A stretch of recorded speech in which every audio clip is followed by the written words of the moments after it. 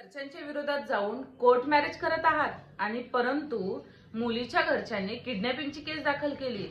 मग अशा परिस्थितीत करायचं काय? चला आज सविस्तर माहिती घेऊया। जेव्हा तुम्ही पळून जाण्याचा निर्णय घेता किंवा एखादी मुलगी स्वतःचं घर सोडून, स्वतःचे आई वडील सोडून एखाद्या मुलाबरोबर जाऊन कोर्ट मॅरेज करत असेल तर त्या मुलीच्या घरचे मुलावर किडनॅपिंगची केस दाखल करतात।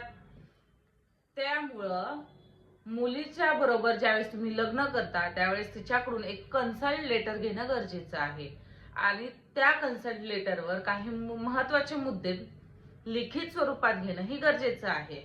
त्यामध्ये तुम्ही स्पष्टपणे त्या मुलीचं नाव, पत्ता आणि आधार कार्ड, त्याचबरोबर खाली मुद्दा असा लिहून घ्यायचा की मी माझं घर माझ्या मर्जीनं सोडत आहे, XYZ या मुलाबरोबर लव्ह मॅरेज करत आहे, याच्यामध्ये कोणाचीही माझ्यावर बळ जबरदस्ती नाहीये।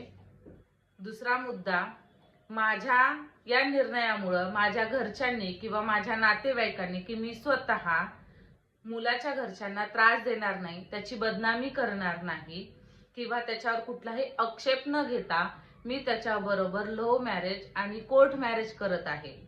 आणि सगळ्यात महत्त्वाची गोष्ट, जर माझ्या घरच्यांनी मुलावर किडनॅपिंगची केस दाखल केली तर ती किडनॅपिंगची केस लीगली धरली जाणार नाही, असे स्पष्टपणे मुद्दे लिहून घेणं गरजेचं आहे। धन्यवाद।